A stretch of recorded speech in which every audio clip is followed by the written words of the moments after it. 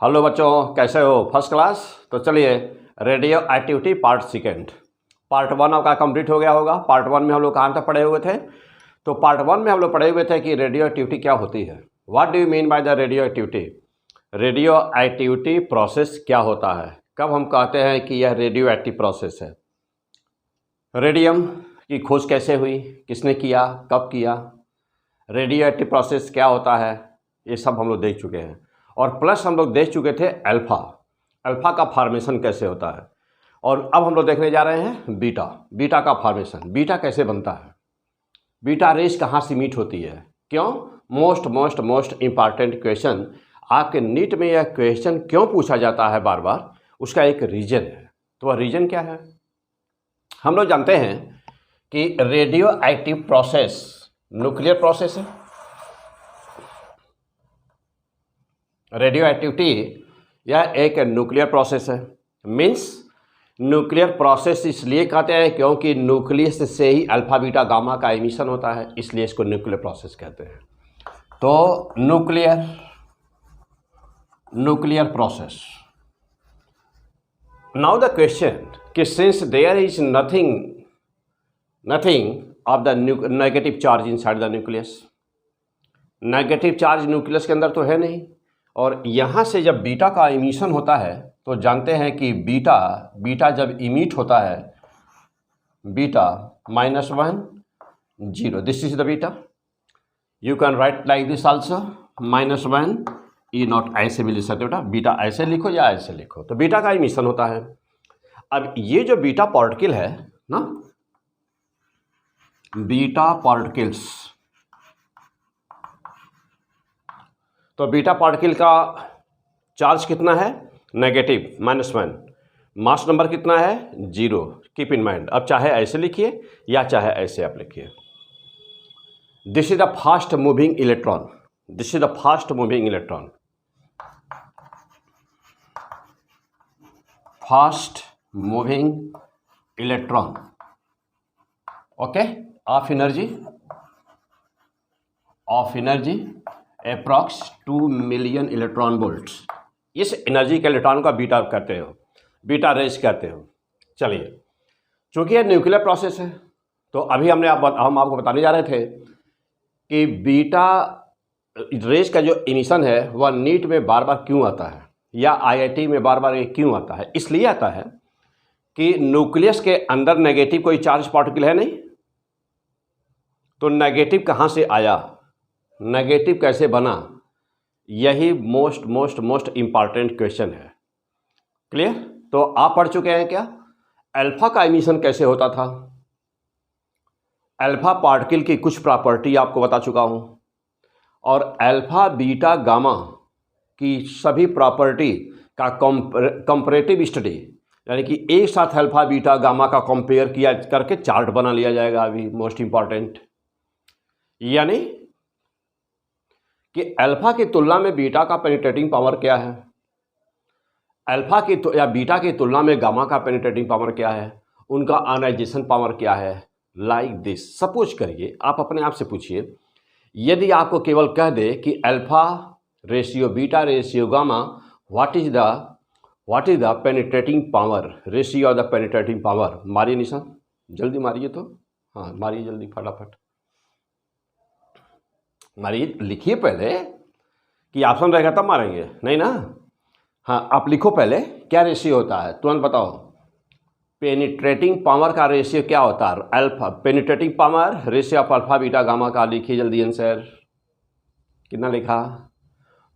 Option क्या क्या है? 1:10:100, 1:100:1000, 1:100:10,000, 1:10,000:10 लाख। मारो जो अच्छा लगे। मार दिया, चलो ठीक है। तो अभी ये सारे क्वेश्चंस हम लोग सॉल्व किया जाएगा, ठीक है। लेकिन अभी हम पहले क्या बताने जा रहे हैं बेटा? अभी पहले हम लोग देखेंगे, अभी आपको सिखाया कि अल्फा का फॉर्मेशन कैसे हुआ, याद आ रहा है ना?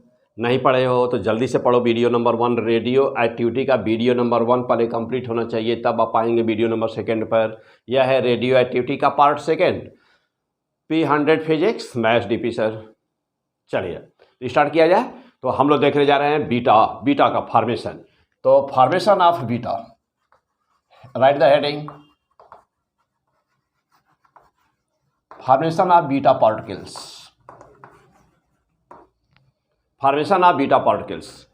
तो जानते हो कि जो अब वीडियो नंबर 1 में बता चुका हूँ, उसको रिवाइज नहीं करेंगे, वीडियो लंबा होगा बेमतलब का। क्लियर? तो पहला वीडियो में जो हो चुका, मैं ठीक वहाँ से आगे स्टार्ट कर रहा हूँ बेटा। अल्फ़ा तक हो गया है, अभी अल्फ़ा बीटा फिर गामा बताऊंगा।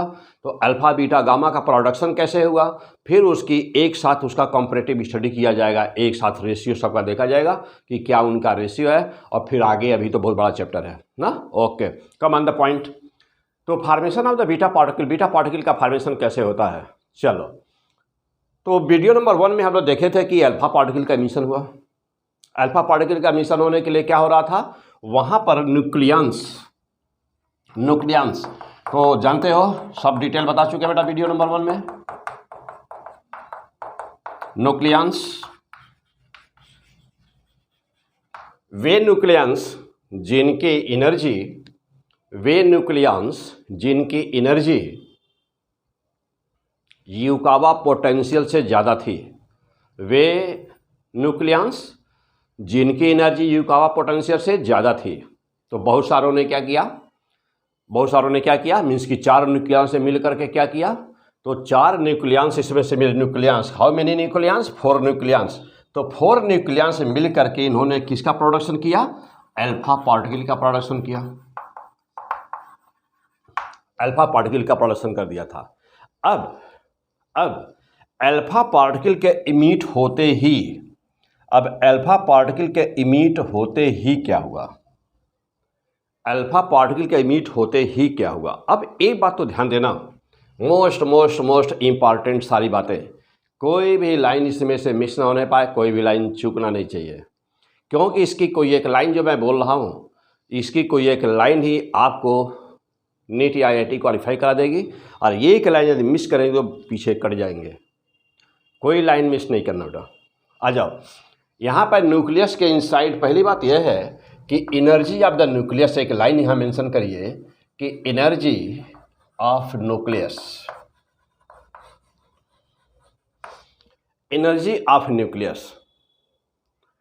जिस तरह से देखते हो कि न्यूक्लियस के चारों तरफ इलेक्ट्रॉन डिफरेंट ऑर्बिट में होते हैं और कहते हैं एनर्जी लेवल है। जब कभी हायर एनर्जी लेवल से इलेक्ट्रॉन जंप करता है लोअर एनर्जी लेवल पर, तो इससे एनर्जी अपनी रिलीज करता है। जानते हैं पॉइंट को, अच्छी तरह से मालूम है। जस्ट वैसे ही बेटा यह जो न्यूक्लियस है ना, तो न्यूक्लियस के पास मोस्ट इंपॉर्टेंट लाइन पहले मेंशन करिए कि energy of the nucleus are क्या, discrete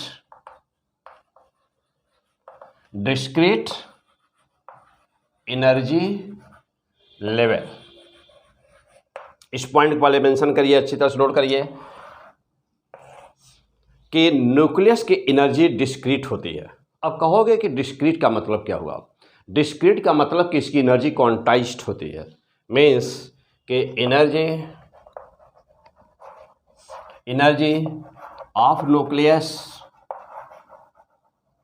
nucleus are quantized, energy of nucleus are quantized, यानी कि न्यूक्लियस की एनर्जी क्वांटाइज्ड होती है। अब कहोगे कि क्वांटाइज का मतलब क्या हुआ,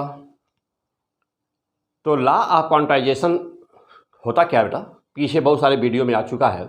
तो लॉ ऑफ क्वांटाइजेशन का मतलब ये हुआ कि जब आप कहते हैं कि यह चीज़ हो सकती है और यह नहीं हो सकती है, यानी कि जब आप कहीं पर कोई बाउंडेशन लगा देते हैं कि यह होगा और यह नहीं होगा, यानी कि आप यहाँ बैठ सकते हैं, वहाँ बैठ सकते हैं, वहाँ बैठ सकते हैं, तो आप कहते हैं कि this is the law of the quantization. For example, जैसे फोटॉन की एनर्जी क्वांटाइज्ड होती है, इसका मतलब क्या था कि E बराबर NH न्यू, और N क्या था, 1 था, 2 था, 3 था, मीन्स इंटीजर्स, पॉजिटिव इंटीजर्स था।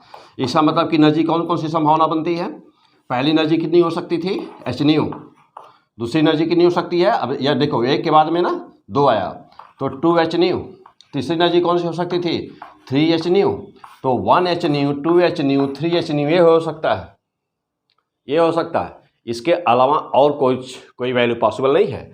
मीन्स कि मैं यदि कहूँ कि यहाँ पर 1.2 Hν हो सकता है, नथिंग, नेवर। या मैं कहूँ कि 1.3 हो सकता है, नो। 1.7 हो सकता है, नो। 2.5 हो सकता है, नो। क्या हो सकता है? Hν। Hν के बाद वैल्यू फिक्स है कि अगला वैल्यू जो होगी वो 2Hν होना है, बीच में कुछ और नहीं। 2Hν के बाद में फिक्स है क्या होना है? 3Hν। 3 के बाद में 4Hν, 4 के बाद में 5Hν, 6Hν, 7Hν, 1 2 3 4 5 all positive integers. इसे कहते हैं क्वांटाइजेशन। क्या बोलते हैं? क्वांटाइजेशन बोलते हैं इसी को। जब अभी ये शब्द आ जाए तो कहोगे क्वांटाइजेशन ला है। अब दूसरे शब्दों में इसी को क्या कहोगे कि एनर्जी लेवल फिक्स है, यानी कि this is the level, this is the level, this is the level. तो पहली लेवल Hν, दूसरी 2Hν, तीसरी हम कह सकते हैं नीचे ऊपर हम बना सकते हैं ना, और लेवल बना सकते हैं। तो Hν, 2Hν, 3Hν, 4Hν। Okay बेटा, इसी को कहते हैं ना, इसी को कहते हैं डिस्क्रीट एनर्जी। इसी को बोलते हैं डिस्क्रीट एनर्जी, यानी कि एक एनर्जी लेवल, कोई एक एनर्जी लेवल है, उसके बाद दूसरी है, उसके बाद तीसरी है। जैसे जैसे न्यूक्लियस चाहता है ऑर्बिट्स जो होते हैं ना, वही एनर्जी लेवल कहलाते हैं ना। तो पहली एनर्जी लेवल, दूसरी एनर्जी लेवल, तीसरी एनर्जी लेवल, चौथी एनर्जी लेवल। तो उनकी इसे कहते हैं डिस्क्रीट एनर्जी। तो न्यूक्लियस की एनर्जी क्या रही? न्यूक्लियस की एनर्जी डिस्क्रीट रही। तो पहली पॉइंट मेंशन करो बेटा वहाँ पे कि न्यूक्लियस की एनर्जी डिस्क्रीट होती है। तो nucleus has discrete energy level. लिख दिया, अच्छी तरह से नोट किया। Nucleus has discrete energy level. Clear हो गए?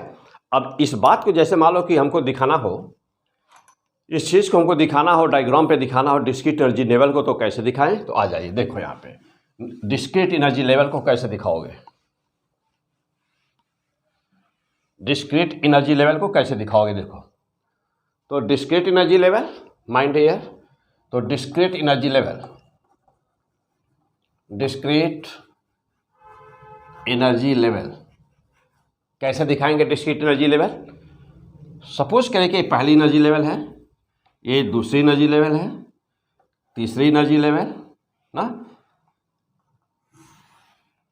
सपोज करिए एनर्जी लेवल है, ये एनर्जी लेवल है, सपोज दैट कुछ बना दिया जाए। ओके, अच्छा। और यहाँ पे यह सपोज करो कि यह कोई एक एटम है, यह कोई एक एटम है, जो यह हमारा एटम था वह इस एनर्जी लेवल पे था। सपोज किया जाए कि जो हमारा एटम था वह इस एनर्जी लेवल पे था, ये हमारा एटम था कोई, ठीक। ये कौन सा एटम था? ये मदर एटम था। ये नहीं, रेडियो एक्टिविटी भाषा में बोलते हैं इसको, मदर एटम बोलते बेटा। तो यह हमारा एक मदर एटम था बेटा, यह एटम मदर एटम था, यानी कि मेन एटम था, इनिशियल एटम था, जहाँ से हम डिसइंटीग्रेशन को देखने जा रहे हैं। तो एक मदर एटम था, इससे अल्फा का एमिशन हुआ, इससे अल्फा का एमिशन हुआ। तो जब अल्फा का एमिशन हो गया, यानी कि इस समय प्रेजेंट टाइम में क्या है, तो इससे अल्फा का एमिशन तभी हुआ होगा जब यह एक्साइटेड होगा। यह एक एक्साइटेड एटम था। कैसा एटम बेटा? यह एक एक्साइटेड एटम है, यह एक एक्साइटेड एटम है। इससे अल्फा का एमिशन हो गया। तो ज्यों ही इससे अल्फा का एमिशन हुआ तो तुरंत हुआ क्या होगा? अल्फा का एमिशन हो गया बेटा। अब सपोज करिए कि यहाँ से अल्फा का एमिशन हो गया, अल्फा पार्टिकल इमिट कर गया। तो ज्यों ही अल्फा पार्टिकल इमिट कर गया तो दो चांसेज हैं। क्या चांसेज है? अल्फा पार्टिकल के इमिट होने के बाद में यह अब इस एटम की एनर्जी जिस लेवल पे था वहाँ से इसकी एनर्जी कुछ कम हुई होगी। तो यहाँ से जब इसकी एनर्जी कुछ कम हुई होगी तो यह कहाँ आएगा? यह इस लेवल पे भी आ सकता है। अब सपोज करिए कुछ नाम रख दिया जाए इसका। सपोज करिए यह है E1, यह एनर्जी लेवल E2, यह energy level E3, E4, E5, suppose that like this. तो सपोज करिए कि यह सीधे, अब यह एटम, बात समझिएगा, एटम अपनी जगह नहीं बदलता, एटम अपनी जगह पर ही होगा, एटम अपने जगह पर ही होगा, अपने प्लेस पर ही होगा। लेकिन होगा क्या? एनर्जी लेवल उसकी अलग होगी, एनर्जी की वैल्यू उसकी अलग होगी। तो यह एटम क्या हुआ? जो ही अल्फा पार्टिकल का एमिशन हुआ, तो अब अल्फा पार्टिकल का एमिशन होने के बाद यह यहाँ से इसका ट्रांजिशन हुआ। अब यह इसमें भी आ सकता है, इसमें भी आ सकता है, इसमें भी आ सकता है, इसमें भी आ सकता है, यहाँ भी आ सकता है। यह ट्रांजिट करके कहीं भी आ सकता है। अब सपोज करिए कि यह यहाँ से इसका ट्रांजिशन हुआ और ये इस लेवल पे आया। अब यह एटम हमारा इस लेवल पे है। तो यह E5 था, सपोज करिए ये E6 है वैल्यू। अब इसी को क्या बोलते हैं, यही जो बना हुआ है ना, इसी को कहते हैं डिस्क्रीट। देखिए अब यह वैल्यू कुछ है, यह वैल्यू कुछ है, यह वैल्यू कुछ है, यह वैल्यू कुछ है ना, डिफरेंट डिफरेंट वैल्यूज हैं। इसी को कहते हैं डिफरेंट डिस्क्रीट एनर्जी लेवल।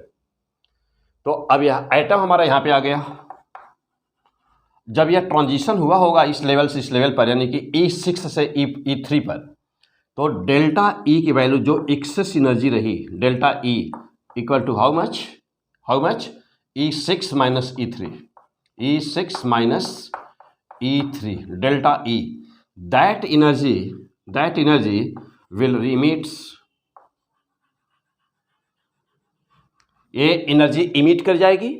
और यह एनर्जी किस फॉर्म में इमिट करी, यह एनर्जी इमिट करी गामा। तो this is the gamma radiation.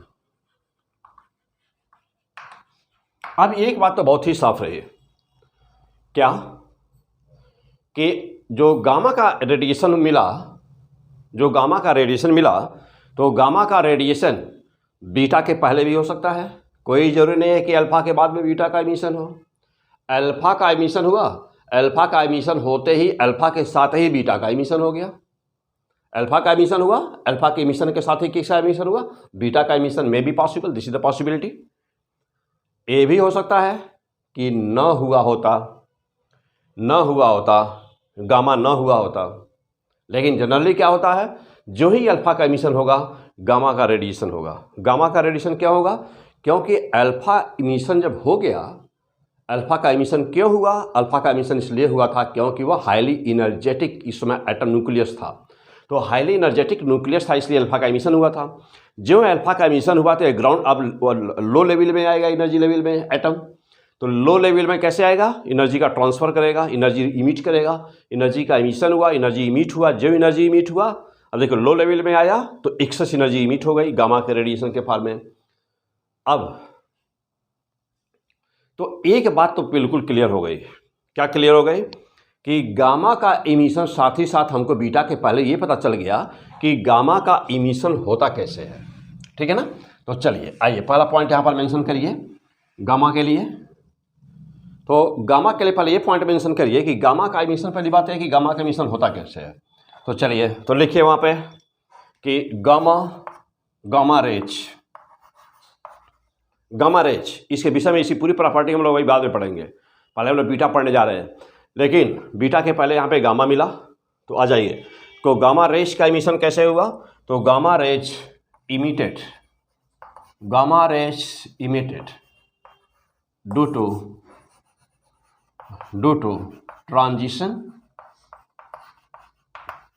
to transition of atom from higher energy level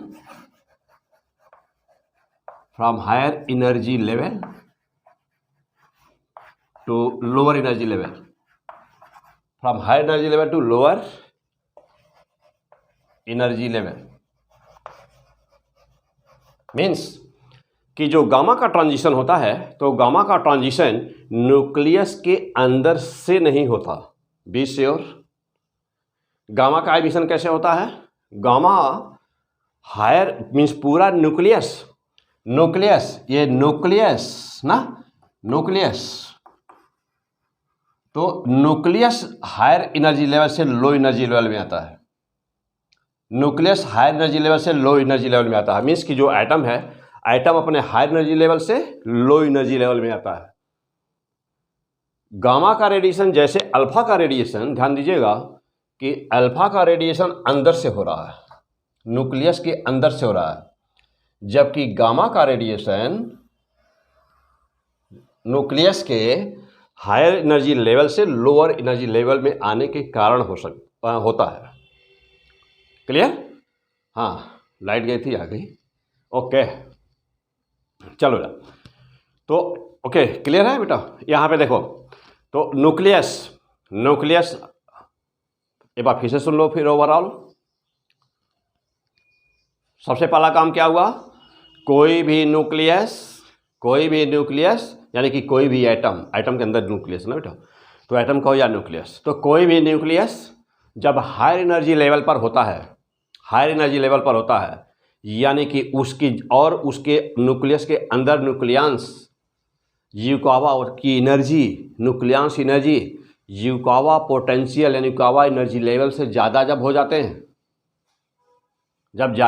Yukawa potential से, यानी कि एक एनर्जी बैरियर है, उस बैरियर से जब ज़्यादा हो जाते हैं, तो जब उस बैरियर से ज़्यादा हो जाते हैं तो कम्स टुगेदर, क्योंकि उनकी काइनेटिक एनर्जी बढ़ जाती है, कम्स टुगेदर, वे न्यूक्लियन जब एक दूसरे के करीब आते हैं तो वह एक सिंगल स्ट्रक्चर का फॉर्मेशन कर देते हैं, और फॉर्मेशन होते कहीं कि न्यूक्लियस से बाहर निकल जाते हैं, वह अल्फा कहलाता है।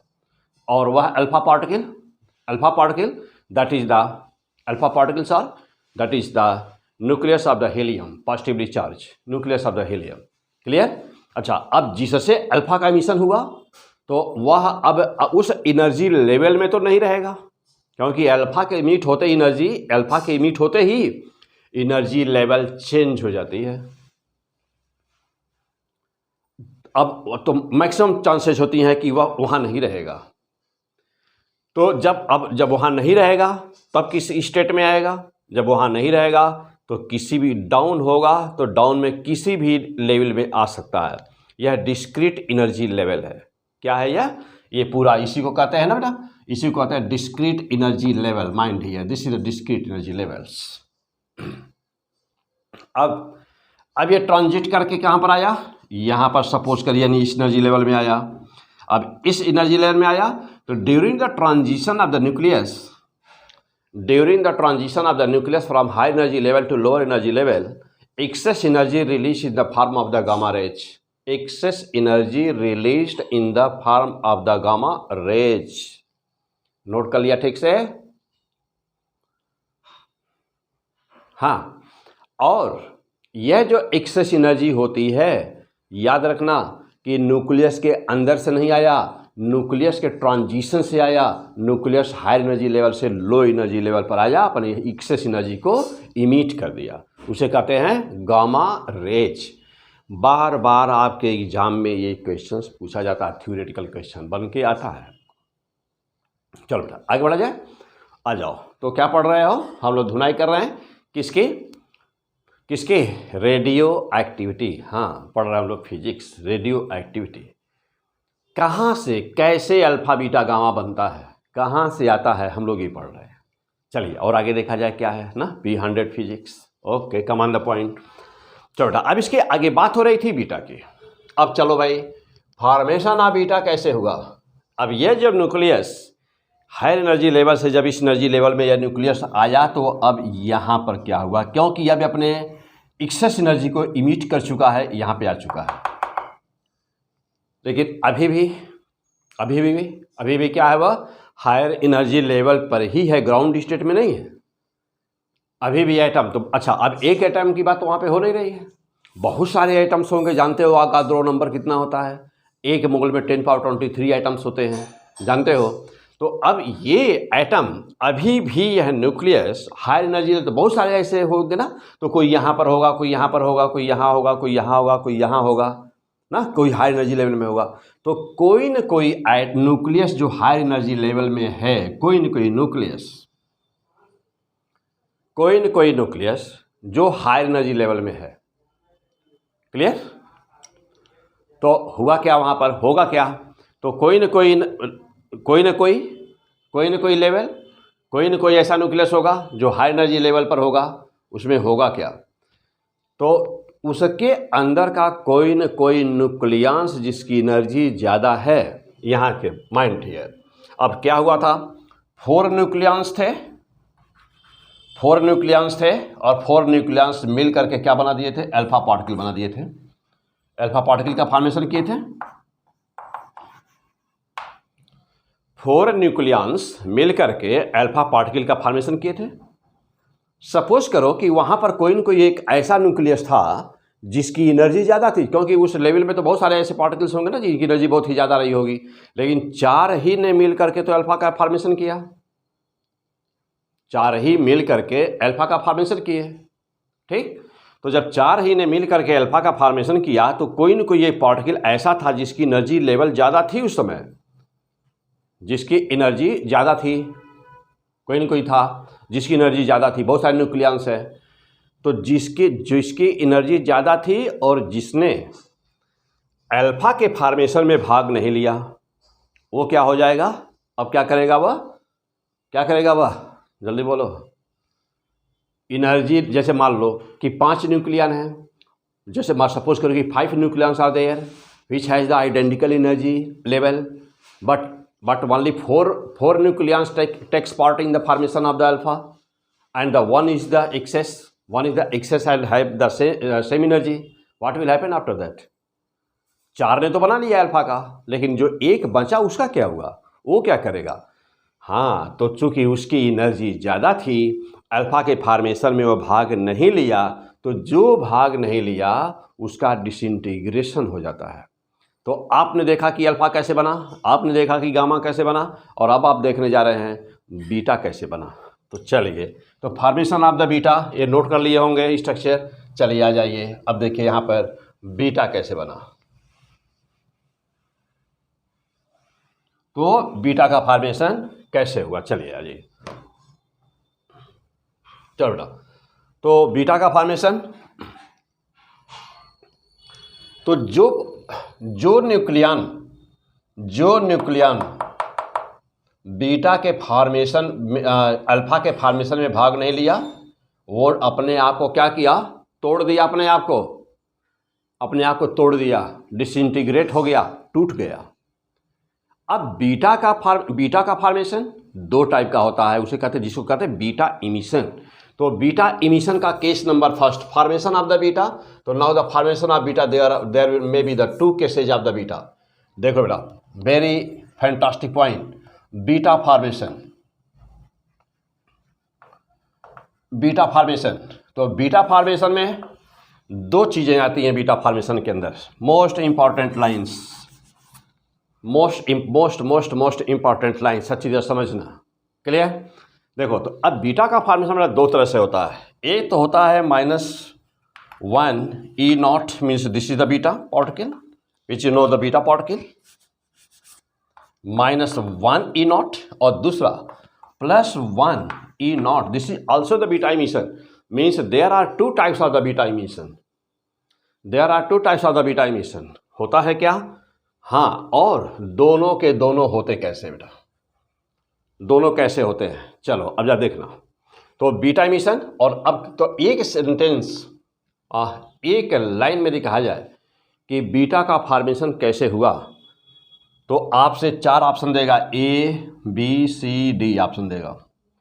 थ्योरेटिकल क्वेश्चन पूछेगा, कई साल तो आपके नीट में सीधा इक्वेशन दिया हुआ है, इक्वेशन पूछा है। क्या पूछा है? देखो, बीटा इमिशन कैसे हुआ बेटा? तो बीटा इमिशन अच्छी तरह से नोट करो, रेड पेन से लिखो वहाँ पर कि beta emission due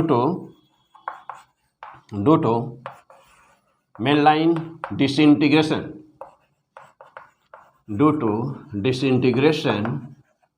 of neutron, due to disintegration of neutron.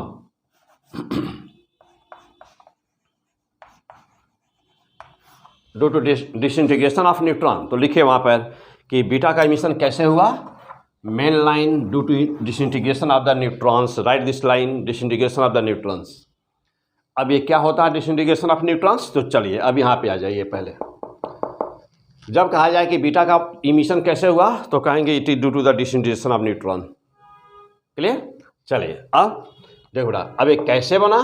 तो मेन लाइन न्यूट्रॉन का disintegration 0 N1 equal to 0 N1, यानी कि न्यूट्रॉन टूट रहा है, अपने आप को तोड़ रहा है। क्या बनाएगा? जब न्यूट्रॉन टूटेगा तो क्या बनाएगा बेटा? Beta means -1 E0 plus beta particle मिल गया, प्लस न्यूट्रॉन से जब बीटा इमिट होता है, न्यूट्रॉन जब टूटता है तो एक बीटा का फॉर्मेशन करता है, तो साथ ही साथ एक प्रोटॉन बनाएगा। देखो 1p1 प्लस, अब क्या बनाया, इसके बाद क्या बना, इसको मीन्स किसको, इस इक्वेशन को बैलेंस करने के लिए, law of conservation of linear momentum को फॉलो करने के लिए एक दूसरा पार्टिकल्स का फॉर्मेशन होता है यहाँ पर, जिसको कहते हो एंटी न्यूट्रिनो। क्या बोलते हो, एंटी न्यूट्रिनो। बेटा ये एंटी न्यूट्रिनो क्या है मैं आगे बताऊंगा आपको, ना ये सब क्या होते हैं। अभी आप पढ़ रहे हैं बीटा, तो बीटा का formation, this is the standard equation, this is the most important equation. पहले कॉपी में नोट करो सही से। 0n1 इक्वल टू एक बीटा इमिट हुआ, एक प्रोटॉन बना और एक एंटी न्यूट्रिनो बना। लिखो वहाँ पर, इसका नाम लिखिए बीटा पार्टिकल है यही, इसको लिखो 1p1 यानी कि प्रोटॉन बना, और इसको लिखिए न्यूट्रॉन एंटी न्यूट्रिनो बना। बेटा ऊपर लाइन खींची हुई है बार, इसको बोलते हैं एंटी, तो एंटी न्यूट्रिनो। क्या काम है इस एंटी न्यूट्रिनो का, तो एंटी न्यूट्रिनो क्या काम है बेटा, anti neutrino balance this equation. तो इस इक्वेशन को कौन बैलेंस करता है, यानी कि इसके linear law of conservation of linear momentum को बैलेंस कर रहा है। यानी इसका मतलब ये होगा कि इसका मेन काम क्या है, law of conservation of linear momentum को कंजर्व रखना ना, यानी कि यह मेन काम इसका है, लीनियर मोमेंटम को कंजर्व कराना। क्लियर, तो लिख दो बेटा यहीं पे, इसका मेन काम to conserve linear momentum, to conserve linear momentum. तो इसका मेन काम है बेटा conservation of the linear momentum. तो this is the first way, this is the first process, this is the first type of the beta formation. तो अब दूसरा कौन सा है, बीटा तो एक ही होगा, तो दूसरा कौन सा है। तो ध्यान दीजिए कि अभी हमने क्या बोला था यहाँ पर, क्या बोला था कि अच्छी तरह से मैकेनिज्म है, थोड़ा हाई लेवल पे जा करके बातों को समझिए, बात समझ रहे हो ना, अच्छे लेवल पर जा करके थोड़ा डीप में बातों को समझिएगा, ठीक है। चलो बेटा, अब यहाँ पर देखो जो मदर एटम था, मदर एटम मीन्स कि जो मेन एटम था, मदर एटम मीन्स कि जो मेन एटम था। तो जो मेन एटम था बेटा, जो मेन एटम है, तो मेन एटम से जिससे अल्फा बीटा गामा का पहला इमिशन हुआ, that was the mother atom. अब उससे एक अल्फा निकला मान लो, सपोज करो, तो जब वह एक अल्फा निकला ना, अभी आगे सब कुछ आएगा, तो जब एक अल्फा निकला तो उसका एटॉमिक नंबर जेड, जेड में से 2 कम हो गया, और मास नंबर 4, तो मास नंबर में 4 की कमी हुई। तो कीप इन माइंड, एक अल्फा के निकलने से एटॉमिक नंबर में 2 की कमी और मास नंबर में 4 की कमी होती है। तो यानी कि पीरियोडिक टेबल में उसका पोजीशन चेंज हो गया, क्योंकि उसका एटॉमिक नंबर 2 कम हो गया, क्लियर हो पक्का। चलो, और जब एटॉमिक नंबर 2 की कमी आएगी, अभी आगे आएगा सब कुछ, ग्रुप डिस्प्लेसमेंट लॉ वगैरह सब आएगा, अभी बताऊंगा यहाँ पर अपने मुद्दे पर, अपने टॉपिक पर बेटा। तो चलो, तो एटॉमिक नंबर 2 कम हो गया, अब वो नया एलिमेंट बन गया। तो जो नया एलिमेंट बना उसे कहते हैं डॉटर एलिमेंट, यानी कि ये जो एटम है बेटा यहाँ पर, यह कहोगे ना, यह वो वाला तो रहेगा नहीं, ये कुछ नया होगा ना, क्योंकि अल्फा का इमिशन हो चुका है। यानी कि यदि इस एटम का रहा हो जेड और इसका मास नंबर रहा बेटा ए, तो अब जो डॉटर एलिमेंट आया, देख रहा है यहाँ पर, अब इस एलिमेंट का नाम क्या है, इस एलिमेंट का नाम है, जो नया एलिमेंट आया है, जो यहाँ पे नया एलिमेंट आया है after gamma transition, gamma emission हो चुका है, गामा इमिशन के बाद में जो नया एलिमेंट आया है, इसको बोलते हैं daughter element,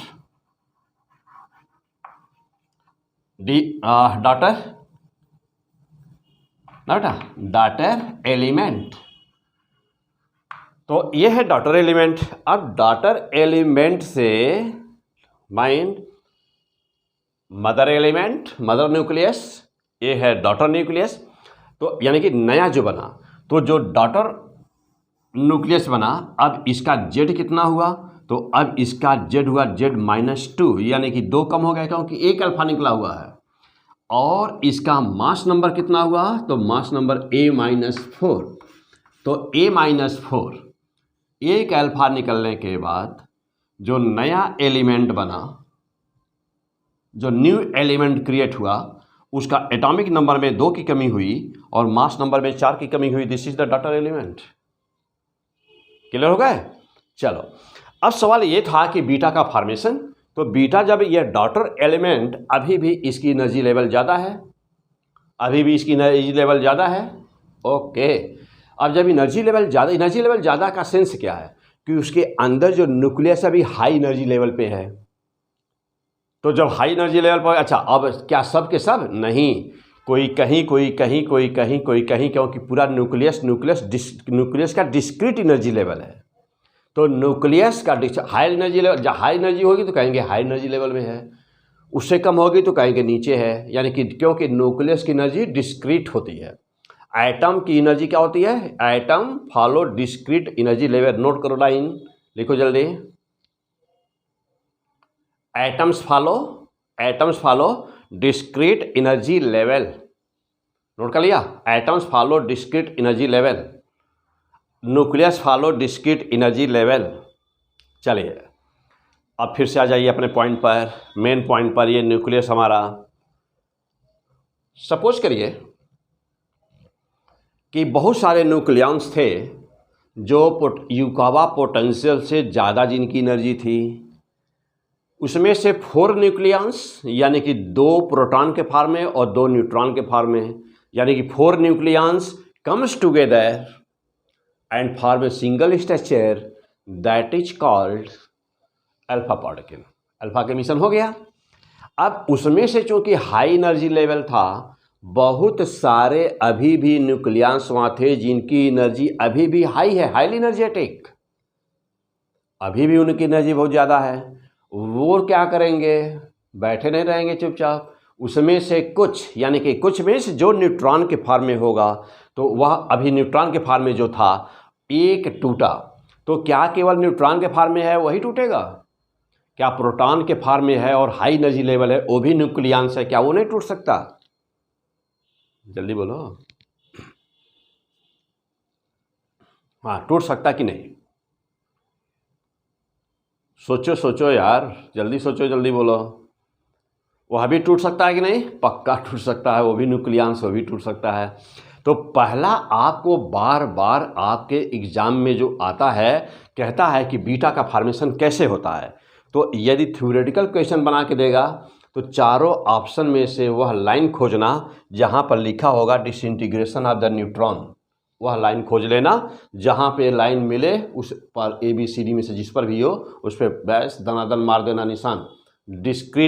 disintegration of neutron, जहाँ देखना मार देना, दनादन लिखा मार देना। पक्का? एकदम तैयार हो गया? अवश्य आएगा यह। चलो अवश्य आएगा, नोट करो।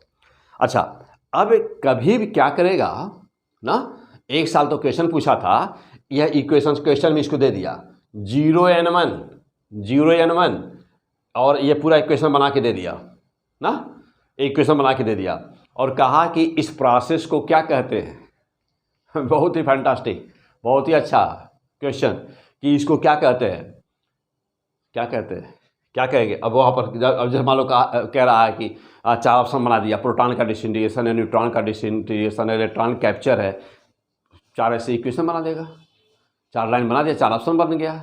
ठीक, तो किस पर निशान मारना था कि इस प्रोसेस को क्या कहते हैं, डिसइंटीग्रेशन ऑफ न्यूट्रॉन कहते हैं। तो this is the disintegration of neutron. Note कर लिया ठीक से? एक बार फिर से चेक करिए। 0n1 equal to -1 e to the power 0। Power 0 means कि यहाँ पे मास नंबर 0। 1p1 यहाँ पर लिख सकते हो, 1h1 भी लिख सकते हो, हाइड्रोजन के रूप में भी दिखा सकते हो क्योंकि प्रोटॉन है ना। तो 1p1, लेकिन जनरली लिखते हैं 1p1 एक proton plus anti neutrino. Clear हो गए? आ जाओ। अब हमने यहाँ पर एक दूसरा भी बनाया हुआ है एरो। यानी कि beta formation, there are two types of the beta formation, there are two types of the beta formation. तो जिसमें से कहते हैं कि जिसमें बीटा इमिशन या बीटा फॉर्मेशन, बीटा इमिशन भी कर सकते हो बेटा, यहाँ पे ना बीटा इमिशन कर सकते हो ना, बीटा फॉर्मेशन या बीटा इमिशन भी शब्द लगा सकते हो, बीटा फॉर्मेशन या बीटा इमिशन। चलो अब सवाल यह है कि दूसरा टाइप कौन सा होगा, इसको अच्छी तरह से नोट कर लीजिए, तब मैं इसे हटा दूँ, अब आगे बढ़ूँ। सारे पॉइंट नोट कर लीजिए, कहीं कोई डाउट कोई कन्फ्यूजन ना रहे। हो गया, ये वाली लाइन क्लियर हो गई। चलिए अब अगला पॉइंट देखिए। अब यहाँ से ये वाला हो चुका है, अब मैं 2 नंबर पे जा रहा हूँ, अब 2 नंबर पे जा रहा हूँ। पहला नंबर आपका क्लियर हो गया, अब दूसरे नंबर पे चलता हूँ।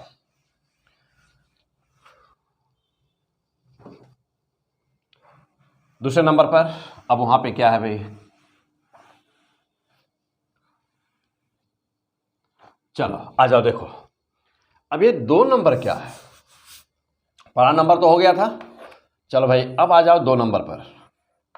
दूसरा नंबर में क्या है, तो बीटा का फॉर्मेशन, तो बीटा जब भी फॉर्म होगा बेटा, बीटा का फॉर्मेशन जब भी होगा तो न्यूट्रॉन के डिसइंटीग्रेशन के अलावा कभी कोई दूसरी चीज़ है ही नहीं कि जिससे बीटा का फॉर्मेशन होगा, और दूसरा हो ही नहीं सकता। लेकिन दूसरा तब है क्या, क्यों बना हुआ है 2 नंबर। चलो बेटा अब दूसरे को कहते हैं ना, यह चूंकि आता है बीटा इमिशन के अंदर ही, तो बीटा इमिशन 2 तरह से होता है, यानी कि अब अलग से इमिशन नाम नहीं है। Beta emission, there are 2 types of the beta emission. तो number 1 is the beta emission and number second is the anti beta emission, यानी कि बीटा इमिशन का बीटा का एंटी पार्टिकल। तो बीटा का एंटी पार्टिकल क्या है, पॉजिट्रॉन। क्लियर, तो क्या बेटा इसका तो कह सकते हो क्या कि इमिशन ऑफ पॉजिट्रॉन या पॉजिट्रॉन इमिशन, पॉजिट्रॉन इमिशन, क्या बेटा पॉजिट्रॉन इमिशन।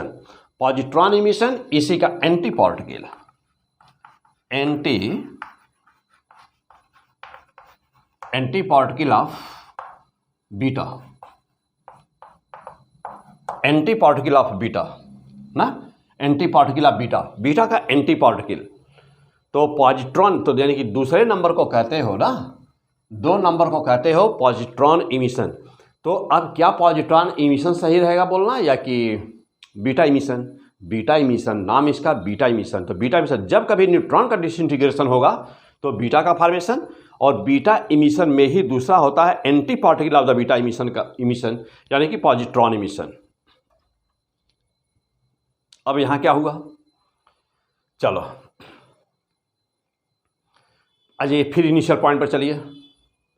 यहां पर जो न्यूक्लियंस थे, हम लोग जिनकी बात कर रहे थे कि there are 4 nucleons, highly energetic nucleons comes together and form a single structure, single nucleus, that is the alpha particle.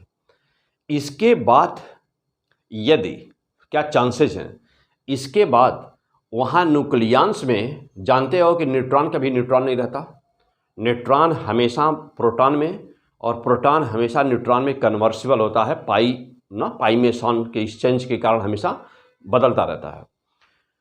तो जब बीटा का डिसइंटीग्रेशन हो रहा था, तो जब वह न्यूट्रॉन के फॉर्म में डिसइंटीग्रेशन हुआ, तब तो हमने बोला उसको कि बीटा फॉर्मेशन, बीटा इमिट हुआ। लेकिन यह भी तो था इक्वल चांसेस थी, 50% चांसेस प्रोबेबिलिटी थी कि जब वह टूटा तो उस समय वह न्यूट्रॉन के फॉर्म में न टूटा होता, यानी कि जब डिसइंटीग्रेशन हुआ तो न्यूट्रॉन के फॉर्म में न होकर के वो किसके फॉर्म में हुआ होता, ये भी हो सकता है खाती वो उस समय वो प्रोटॉन रहा होता। तो जब क्या हुआ, अब इसमें क्या हुआ, चलिए तो इस समय वह देखिए highly energetic protons inside the nucleus which has the energy level greater than the Yukawa potential that change into क्या बना देखिए, प्रोटॉन के फॉर्म में था, और प्रोटॉन के फॉर्म में था। अब ये टूट गया, और टूटा तो क्या बनाया, एक पॉजिट्रॉन। हाँ बेटा,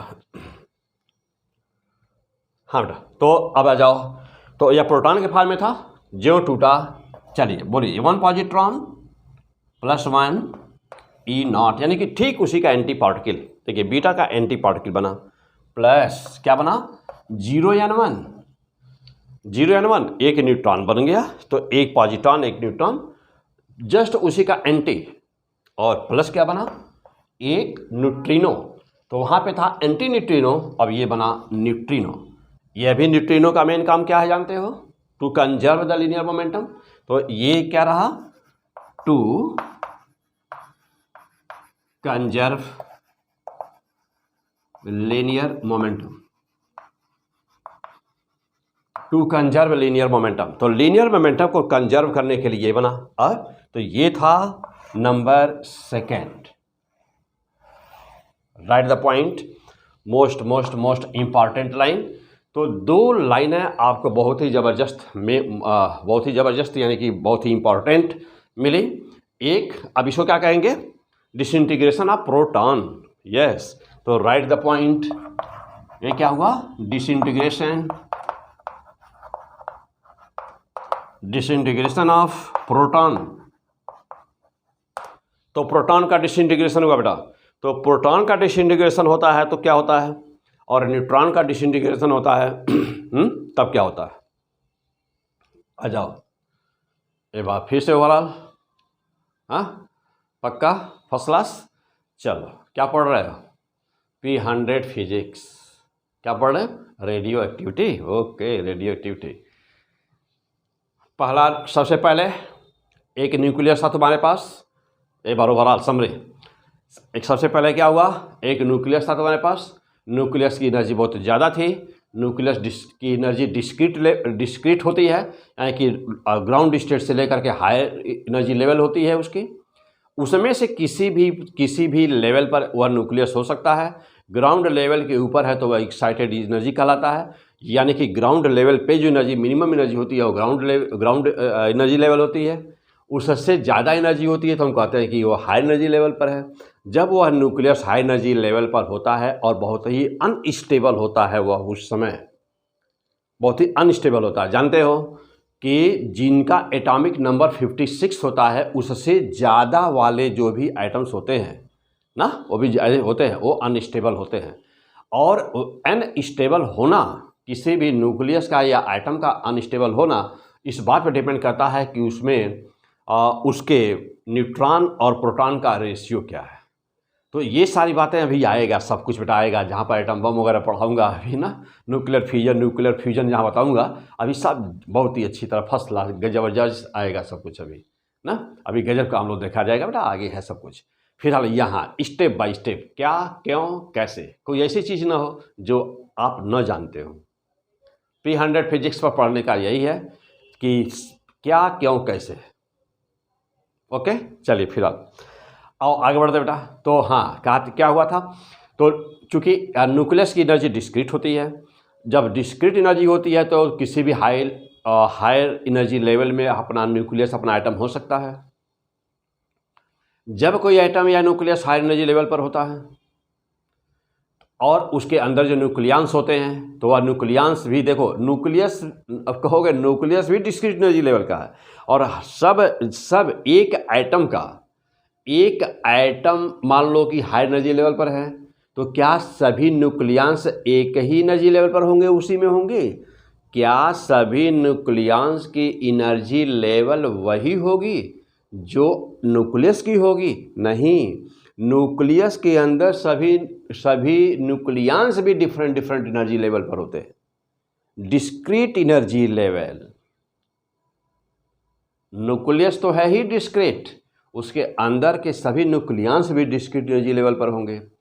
तो वो जो अंदर के जो डिस्क्रीट एनर्जी लेवल है उसमें युकावा पोटेंशियल है, यानी कि एक पोटेंशियल बैरियर है। उस पोटेंशियल बैरियर के ऊपर जितने न्यूक्लियंस होते हैं वो हाईली एक्साइटेड बोलते हैं उनको, कि वो हाईली एक्साइटेड न्यूक्लियंस हैं। अब वे न्यूक्लियंस में से जब कभी 4 nucleons in the form of 2 proton and 2 neutron comes together, एक पास आते हैं और वह एक सिंगल न्यूक्लियस बना देते हैं, और पॉलीज एक्सक्लूजन प्रिंसिपल के अकॉर्डिंग वह उस पोजीशन में, उस छोटे से स्थान में नहीं रह सकते। न्यूक्लियस के अंदर न्यूक्लियस नहीं रह सकता। क्यों नहीं, तो ये हम आगे डिस्कस करेंगे। अभी एनर्जी प्रूफ करके दिखाएंगे आपको क्यों नहीं हो सकता। तो नहीं हो सकता, और वो जब नहीं हो सकता तो उस क्या करता है, अपने उस एनर्जी लेवल को, उस अपने न्यूक्लियस को छोड़ देता है, यानी कि न्यूक्लियस के बनते ही न्यूक्लियस से बाहर निकल जाता है, जिसको अल्फा बोलते हो। जो अल्फा निकला तो मोर चांसेस किस बात की है, तो मैक्सिमम चांस यह है कि अब वह एक्साइटेड न्यूक्लियस अपने नीचे लेवल में आएगा। तो अब वही है यहाँ पर बेटा, जो अल्फा बना तुरंत देखो जब ये ट्रांजिशन हो रहा है, नीचे आया। अब ये ज्यों ही नीचे आया तो यह यहाँ इतना एनर्जी लेवल ज़्यादा है, यहाँ का कम है। जो बीच का गैप हुआ ये इतना, जो बीच का गैप हुआ यह गैप इतना गैप ना, यानी delta E equal to E6 minus E3, यह क्या हो गया, इमीट हो गया। किस फॉर्म में हो गया, गामा रेज के फॉर्म में ये बाहर आ गया, गामा रेज। अच्छा, अब ये इसका मतलब ये हुआ कि gamma rays can be emit just with alpha particle. Gamma rays alpha के पार्टिकल के साथ इमिट हो सकती है, gamma rays, keep it mind. यानी लिखो जल्दी कि गामा रेज अल्फा के साथ इमिट हो सकती, बाद में भी हो सकती है और साथ में भी हो सकती है। गामा रेज अल्फा के बाद हो सकती है और गामा रेज अल्फा के साथ ही हो सकती है। दोनों लिख लिया, हाँ पक्का। अब चलो, अब जब यहाँ से यह इस पोजीशन में आया तो अभी भी ये डॉटर एलिमेंट में चांसेस किस बात के थे कि तुरंत अल्फा का फॉर्मेशन जल्दी नहीं होता। तुरंत इसमें से होता क्या है कि मैक्सिमम चांसेस होते हैं कि अब यहाँ से बीटा का इमिशन होगा, तो तुरंत इसमें से कोई सिंगल न्यूक्लियन की बात हो रही है, नॉट प्रोटॉन, सिंगल न्यूक्लियन। अब न्यूक्लियन में दोनों आ गए, न्यूट्रॉन भी आ गया और प्रोटॉन भी आ गया। तो न्यूट्रॉन भी टूट सकता है और प्रोटॉन भी टूट सकता है। इसके बाद जो भी टूटा, चाहे न्यूट्रॉन टूटा या चाहे प्रोटॉन टूटा, उसको कहेंगे बीटा इमिशन। क्या बोलेंगे उसको, क्या बोलेंगे, बीटा इमिशन। जो भी टूटा अब उसको कहेंगे beta emission, that will called beta emission, उसको बीटा इमिशन कहेंगे। तो there are two types of the beta emission, either there will be the disintegration of the neutron, either there will be disintegration of neutron or there will be disintegration of the proton, and let neutron disintegrated, that is beta emission, and let proton disintegrated, that is positron emission. Positron is the antiparticle of the neutron or antiparticle of the beta. Clear? चलो बेटा, तो दोनों equation note हो गए, दोनों disintegration हो गए, overall हो गया। चलो, तो ये था हम लोगों का बीटा इमिशन। अब सवाल ये रहा है कि तो हम लोग का क्या क्या हो गया, अल्फा इमिशन, बीटा इमिशन दो टाइप का और गामा इमिशन। तो चलिए अब जैसा एक फिर से लिखिए, एक लाइन है, साफ लिखिए वहां पे। चलो, अब पहला पॉइंट,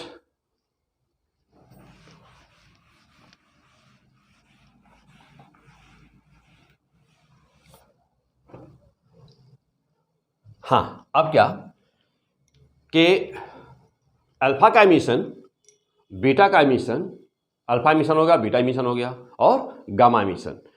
तो हाँ चलो बेटा, अब कैसे लिखेंगे आप अल्फा, मैं कहूं कि अल्फा इमिशन किसके कारण से हुआ ना, आप कहूं कि अल्फा इमिशन किसके कारण से हुआ, तो आप सिंपल वे में कहेंगे कि this is the barrier effect. This is the barrier effect means क्या, इसको हम कैसे अल्फा इमिशन को हम लोग कैसे डिस्कस करेंगे, तो बैरियर इफेक्ट मीन्स क्या, यूकावा पोटेंशियल यूकावा पोटेंशियल से ज़्यादा जिसकी एनर्जी हुई, तो इसलिए वह जो अल्फा का फॉर्मेशन हुआ, नंबर 1। नंबर 2 कहा जाए कि बीटा इमिशन। अच्छा, और सभी के सभी क्या है बेटा, सभी के सभी क्या है, कहा जाता है सिंपल वे में nuclear process. Nuclear process. Clear. चलो अल्फा इमिशन, बीटा इमिशन। अब बीटा इमिशन में कहेंगे आपकी बीटा इमिशन दो टाइप का हुआ। नंबर वन में बीटा -1, बीटा 0 यहाँ पर लिखेंगे बीटा इमिशन।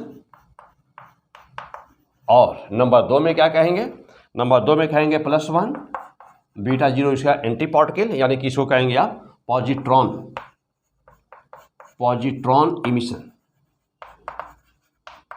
अच्छा, अब कहेंगे आप कि बीटा इमिशन क्यों हुआ, तो एक शॉर्ट में इनको अलग से नोट कर लीजिए, याद रहे बिल्कुल। तो बीटा इमिशन कहेंगे डिसइंटीग्रेशन, या अलग से लिख दूं, यहाँ पे लिख देता हूँ। ये कैसे हुआ, तो ये हुआ डिसइंटीग्रेशन ऑफ न्यूट्रॉन, अलग से चार्ट बना लीजिए। और ये कैसे हुआ, तो कहेंगे डिसइंटीग्रेशन ऑफ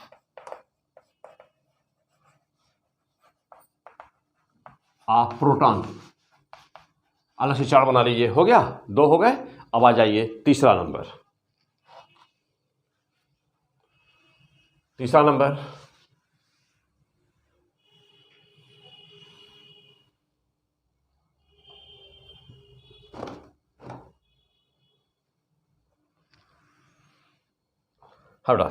पे आ जाइए, नंबर 3। तो नंबर 3 में गामा इमिशन। तो गामा इमिशन के काज में ये क्यों हुआ, तो यहां पर कहिएगा कि transition of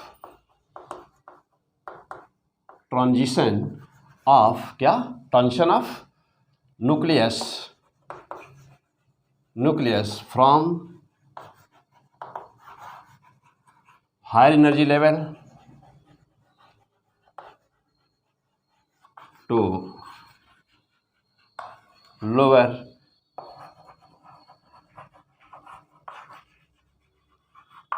from higher energy level to lower energy level. तो this is the fantastic point. हो गया, एक चार्ट बना लीजिए, वहां पर एक चार्ट बना दीजिए, बना लिया। रीजन बिल्कुल क्लियर हो, कहीं पर भी कोई डाउट ना हो गया।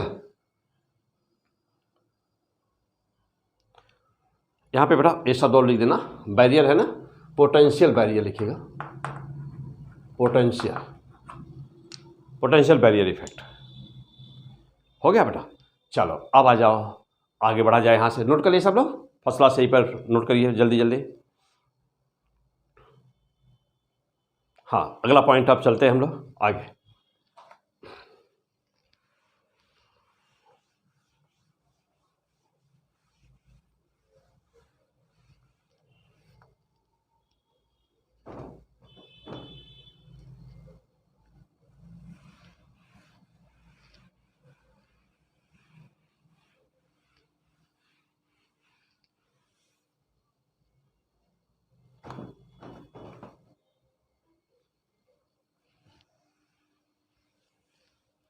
हाँ, नेक्स्ट पॉइंट।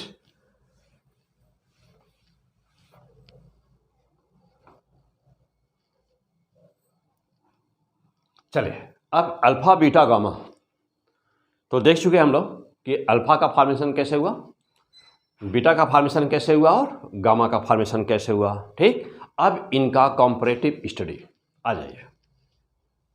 हाँ, कंपैरेटिव स्टडी है इसका। तो alpha beta and gamma rays, alpha beta gamma rays ना, कंपैरिजन।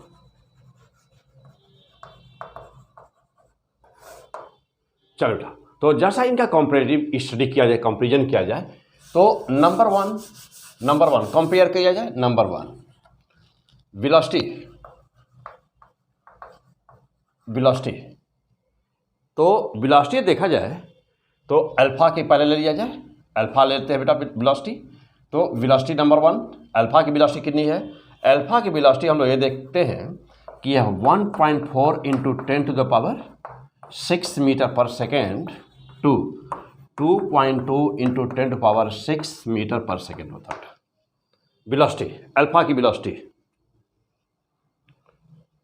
हो गया बेटा।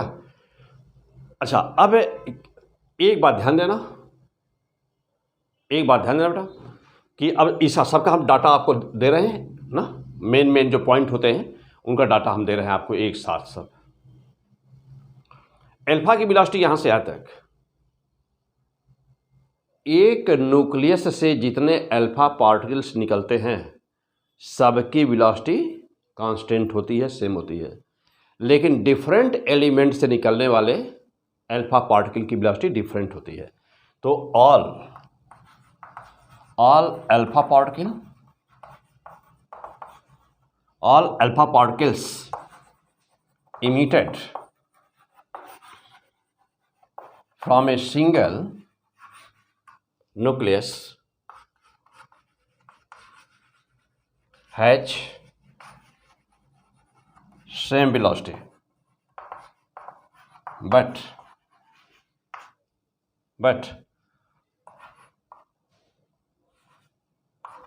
different alpha particle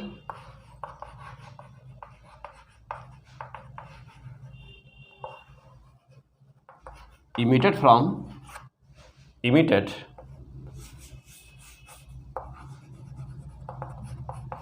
nucleus, from different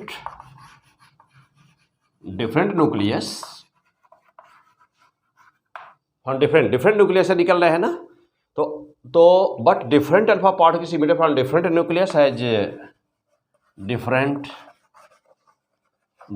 velocity.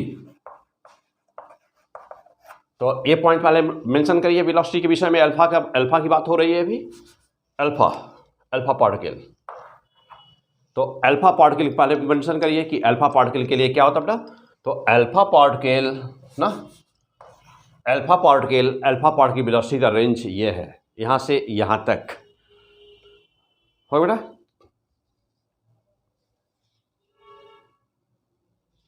हाँ, ये चीज का ध्यान देना बेटा, ये 10⁶ नहीं है, 6 बेटा 7 कर देना इसको। हाँ, फिर से यहाँ पर क्लियर कर लेना बेटा। 1.4 × 10⁷ metre per second 2.2 × 10⁷ metre per second का रेंज होता है ना। चलो आ जाओ, और अगला पॉइंट वेलोसिटी हो गई। अब ये किसका था, ये था वेलोसिटी अल्फा का। अब हम वेलोसिटी किसकी लेने जा रहे हैं, बीटा की वेलोसिटी। सबका एक चार्ट बनाइए, वेलोसिटी सभी एक साथ मेंशन करिए, सबका सारे डाटा एक जगह सब कलेक्ट कर लीजिए, और सब याद होना चाहिए। कौन सा क्वेश्चन आ जाएगा, सिंपल से सिंपल क्वेश्चन आ जाएगा, और थोड़ा भी पता चलाइए कि सब कुछ पढ़े और छोटी सी चीज़ें डाटा याद नहीं रखे। हाँ, अब वेलोसिटी किसकी, बीटा की। बीटा, तो बीटा की वेलोसिटी ना, इसकी वेलोसिटी बेटा अप्रॉक्स 3 × 10⁸ मीटर पर सेकेंड होती है, यानी कि उससे कुछ कम, तो उससे कुछ कम लगभग उसी के बराबर होती है। यानी कि v बराबर कितना, तो ये होता है 2 × 10⁸ मीटर पर सेकेंड। या मीन्स इस ऐसे कर दिया जाए कि v लेस देन दिस, यानी कि लेस आर इक्वल, उससे या तो कम या तो लगभग, या इक्वल को हटा दो बेटा, बहुत कम अंतर होता है, v less than so much ना। 2 × 10⁸ meter per second. Exact value beta की वेलोसिटी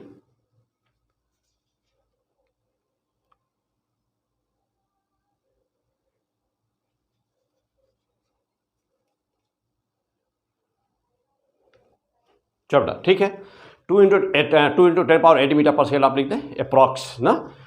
इससे कम रहेगा, यानी कि आप ये भी कर सकते हो कि 2 से लेकर 3 × 10⁸ मीटर पर सेकेंड कर सकते हो, या 3 से कुछ कम, ठीक है। या मैं और भी थोड़ा क्लियर कर दूं, 2 × 10⁸ मीटर पर सेकेंड से लेकर ना, ऐसे कर दिया तो बेटर रहेगा, 2 × 8 × 10⁸ meter per second, this is the range. Means लगभग कहोगे क्या कि approx velocity v approx c के बराबर होती है। अब आ जाओ, तीसरा ले लिया जाए फटाफट। कौन, गामा रेज। गामा रेज जानते हो, गामा रेज इलेक्ट्रोमैग्नेटिक वेव वाले चैप्टर में बहुत गजब का पढ़े हुए हो। तो गामा रेज इलेक्ट्रोमैग्नेटिक वेव है बेटा, ना। तो इसकी वेलोसिटी बिल्कुल exactly v equal to C equal to 3 into 10⁸ meter per second होती है। यह गामा रेज है। तो अब यहाँ ध्यान देना, इसमें से दो पार्टिकल हैं, कौन कौन? देखो, अल्फा एंड बीटा, ये दो पार्टिकल्स हैं। Alpha and beta are particles. यह वेव नहीं है, alpha and beta are particles हैं। ये अल्फा है न्यूक्लियस है हीलियम का, beta electron fast moving electron है, हाईली एनर्जेटिक इलेक्ट्रॉन है। तो जानते हो कि alpha and beta are the particles, whereas gamma rays means कि गामा क्या है? यह इलेक्ट्रोमैग्नेटिक वेव है। तो पहले तो डिफरेंस देखो क्या है, अल्फा क्या है, बीटा क्या है और गामा क्या है। मीन्स अल्फा मैटेरियलिस्टिक पार्टिकल है, यानी कि यह मैटर है। बीटा मैटेरियलिस्टिक पार्टिकल इलेक्ट्रॉन है। इलेक्ट्रॉन जानते हो मैटर है, क्वार्क से मिल के बना हुआ है, यानी कि यह क्वार्क से बना हुआ मैटेरियलिस्टिक पार्टिकल है। कौन? अल्फा। बीटा भी क्वार्क से मिल के बना हुआ मैटेरियलिस्टिक पार्टिकल है। जबकि गामा क्या है? गामा वेव है। This is not matter, this is not materialistic particle, this is the wave, this is the electromagnetic wave, travels with the speed of the light, travels with the speed of the light, clear, and it does not require any medium to propagate anywhere, clear है। तो पहली बात velocity की बात हो गई। अब आ जाओ अगला पॉइंट, अगला पॉइंट। अब बात रही कि रेंज की ना। तो मैं आपको पिछले वीडियो में रेंज बता चुका हूँ, गीजर लॉ वगैरह क्या है। वीडियो नंबर 1 वहाँ पे जाके देख लो। Range directly proportional to range directly proportional to cubic power, यानी कि वी क्यू, यानी कि रेंज किसके बराबर होता है? रेंज अनुक्रमानुपाती होता है किसके? वेलोसिटी के पावर 3 के, है ना। और एनर्जी पर क्या आया होगा बेटा? एनर्जी पर आएगा 3/2, जब एनर्जी के फार्मूले लिखे होंगे। गीजर लॉ वीडियो नंबर 1 में सब दिया हुआ है, रेंज। ठीक, अगला पॉइंट पे आ जाओ। अब अगला पॉइंट है हम लोग का अल्फा बीटा गामा की बात कर रहे हैं हम लोग। तो चलो अब जरा देखा जाए इनका पेनिट्रेटिंग पावर क्या है। तो अगली प्रॉपर्टी पेनिट्रेटिंग पावर। अब हम इसका स्टडी किया जाए, पेनिट्रेटिंग पावर देखा जाए किसका क्या है, किसका? अल्फा बीटा और गामा का। तो अल्फा, मैं कहूँ कि पेनिट्रेटिंग पावर का ना, पेनिट्रेटिंग पावर रेशियो कह दूँ, एक नाम दे दो। इन पे रेशियो क्या होगी कि साथ सबका लिख दिया जाए।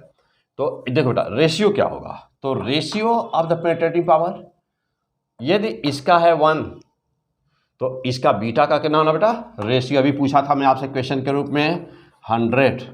और इसमें इसका क्या होगा? गामा का क्या होगा?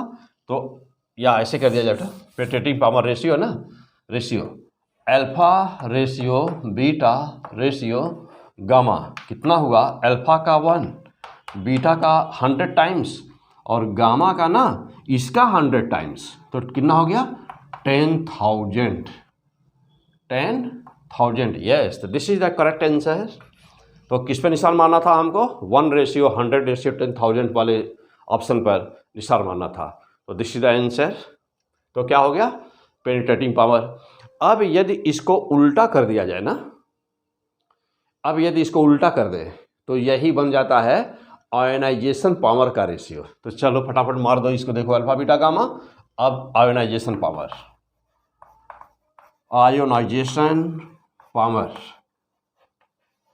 आयोनाइजेशन पावर का रेशियो आ जाइए।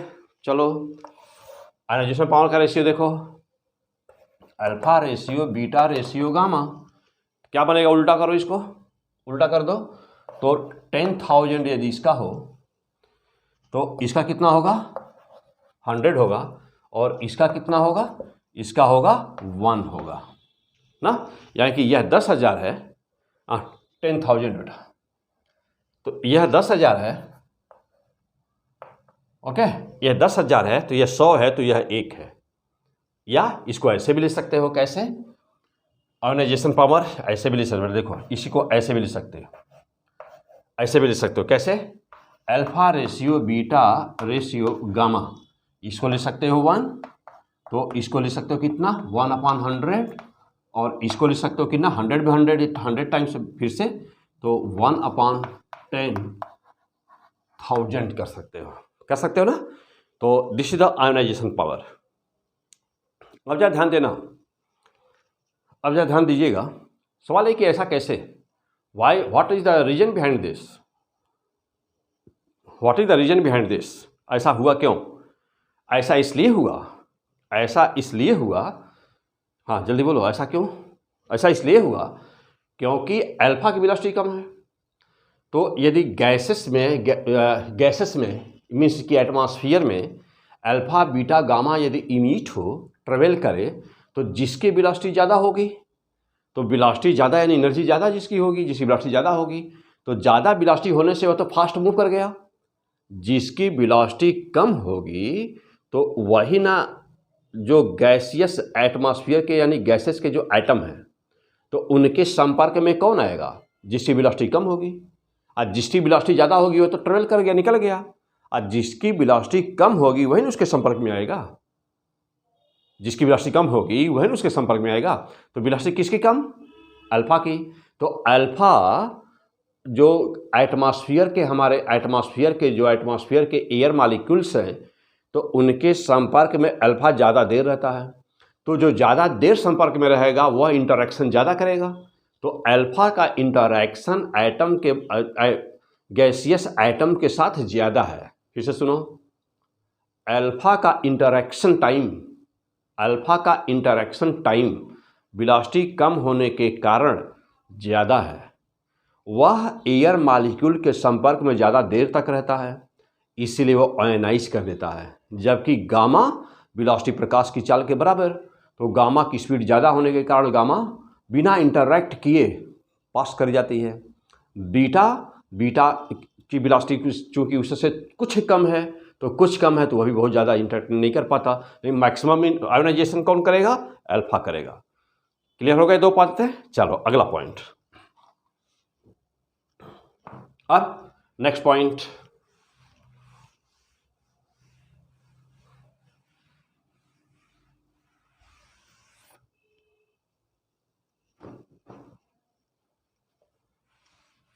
हाँ अगला पॉइंट। अब पॉइंट हम लोग का है कि इसमें से कौन सा ऐसा है जो थर्मल इफेक्ट यानी कि हीटिंग इफेक्ट प्रोड्यूस करता है। तो heating effect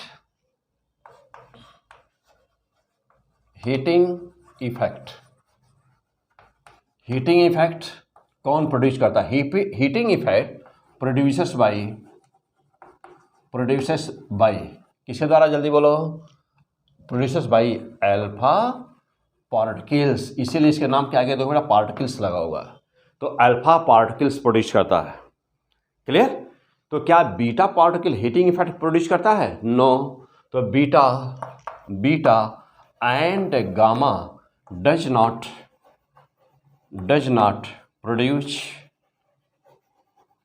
produces heating effect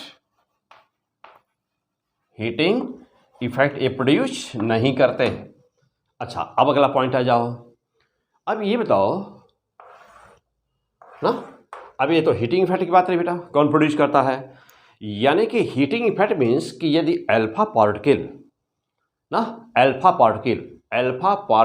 यदि बॉडी पर पड़े, शरीर पर पड़े, तो क्या करेगा, तो वह बर्निंग इफेक्ट प्रोड्यूस करेगा, जला देगा उसको। तो यह हीटिंग जो है ये अल्फा पार्टिकल ही मैक्सिमम है। यानी हीटिंग इफेक्ट को ना ये कह सकते हो बर्निंग इफेक्ट कह सकते हो। ओके आ जाओ और अगला पॉइंट। अब ये चीज़ बताओ, यदि मैं कहूँ कि रेंज अल्फा बीटा गामा का रेंज या पेनिट्रेटिंग पावर, नहीं तो रेंज तो हो गया, रेंज हो गया। अच्छा अब पेनिट्रेटिंग पावर भी हो गया। अप्रॉक्सीमेटली देखा जाए, पेनिट्रेटिंग पावर अभी हम लोग देखे हैं ना, तो एक लाइन फिर से लिखो, पेनिट्रेटिंग पावर।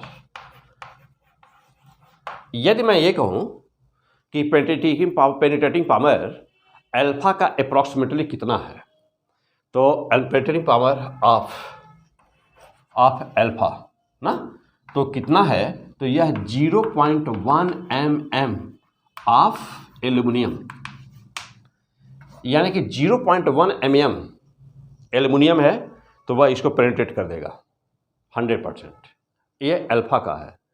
अब जरा ध्यान देना, तो बीटा का कितना हो गया, बीटा का कितना हो गया, इसका 100 टाइम्स हुआ, तो 0.1 mm इंटू 100 कर दो, दशमलव है एक हटा दो, मीन्स 10 mm हो गया। तो 10 mm, तो 10 mm मीन्स 1 सेंटीमीटर, यानी कि ये हो गया लगभग कितना, 1 सेंटीमीटर। तो 1 सेंटीमीटर इसका हो गया, हो गया। ज़रा ध्यान देना कि 1 सेंटीमीटर 10 mm है ना बेटा, 10 mm 1 सेंटीमीटर होगा, 10 mm 1 सेंटीमीटर, तो गामा कितना हुआ, ध्यान देना गामा कितना हुआ। अब गामा मतलब ये हुआ कि वह इसका 1000 टाइम्स, तो 1 सेंटीमीटर 1000 टाइम्स, ध्यान देना बेटा, 1 सेंटीमीटर आया, 0.1 mm था, तो इसका 100 टाइम्स हुआ, तो 100 टाइम्स हुआ, इसका मतलब कितना हुआ, 10 mm, 10 mm मीन्स 1 सेंटीमीटर। अब आ जाओ, तो 1 सेंटीमीटर इंटू 10,000, 10,000 इसका मतलब कितना हो गया, देखो 10,000 मीन्स कितना हो जाएगा, 10,000 सेंटीमीटर, यानी कि 100 सेंटीमीटर मीन्स कि 1 मीटर। Okay fantastic. तो ये है इसका गामा का पेनिट्रेटिंग पावर। तो पेनिट्रेटिंग पावर किसका, aluminium, so much aluminum, so much thickness of the aluminum sheet of the aluminum sheet। तो ये होता है इसका पेनिट्रेटिंग पावर का रेशियो, अप्रॉक्स, ये वैल्यू अप्रॉक्स में है सब कुछ जो दिया हुआ है। क्लियर हो गया सब लोग, चलो आ जाओ, फैंटास्टिक। बहुत सारी प्रॉपर्टी हैं, अभी बहुत सारी प्रॉपर्टी हैं, आ जाओ कुछ देख लेते हैं प्रॉपर्टी बेटा।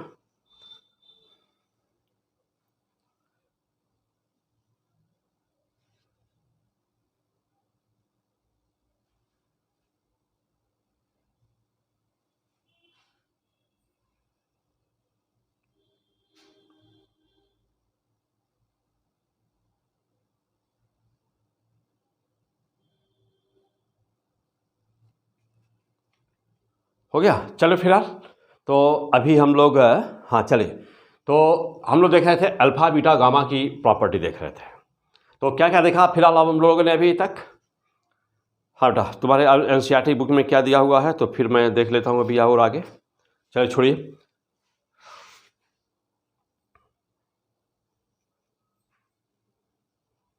हाँ बेटा यहाँ पे 2 इक्वेशन तो नोट कर लो अपने एनसीईआरटी का एग्जाम्पल, यहाँ पर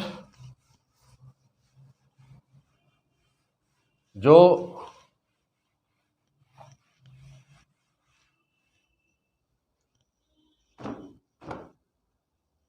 हटा बीटा डीके, आपकी एनसीईआरटी बुक क्या लिखता है, तो बीटा डीके में 2 एग्जाम्पल लिया हुआ है इसने, क्या लिया हुआ है देखना।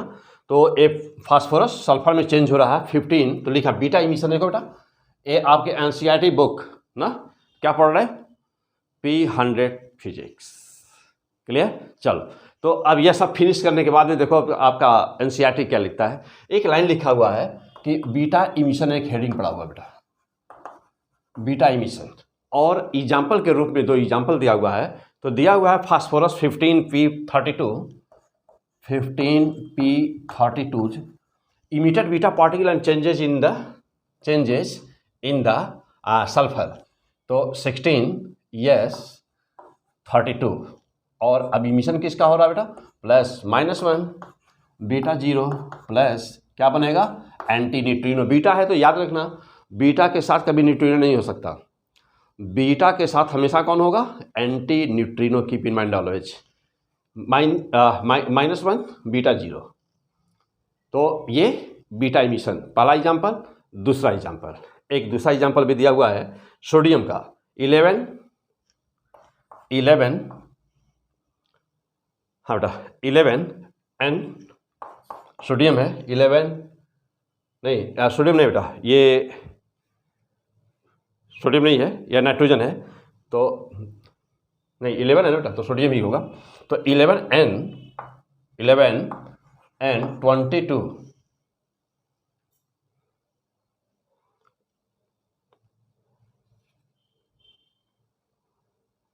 हाँ बेटा, सोडियम ही है। तो 11Na22 अब ये बदलता है किस में, देखो तो यहाँ पर 10 नियॉन 22 और ये किसका एमिशन, तो यहाँ पर तो किसका एमिशन हुआ, बीटा का। ये पॉजिट्रॉन का एमिशन एक हो रहा है, देखो तो +1 neon positron P1 plus neutrino, ये 2 एग्जाम्पल दिए हुए हैं। अब जरा देखना ये किसका एमिशन हो रहा है, तो अब ये कौन सा एलिमेंट हो गया, तो जो अभी हम डिस्कस कर रहे थे आपसे कि ये कौन सा एलिमेंट हुआ, ये कौन सा एलिमेंट हुआ बेटा, तो ये एलिमेंट हो गया जिसको हम लोग कहते हैं मदर एलिमेंट, हो गया बेटा। ये जो बना ये इसको बोलते हैं डॉटर एलिमेंट। एक या क्या है, बीटा इमिशन, बीटा पार्टिकल, और ये क्या है, एंटी न्यूट्रिनो।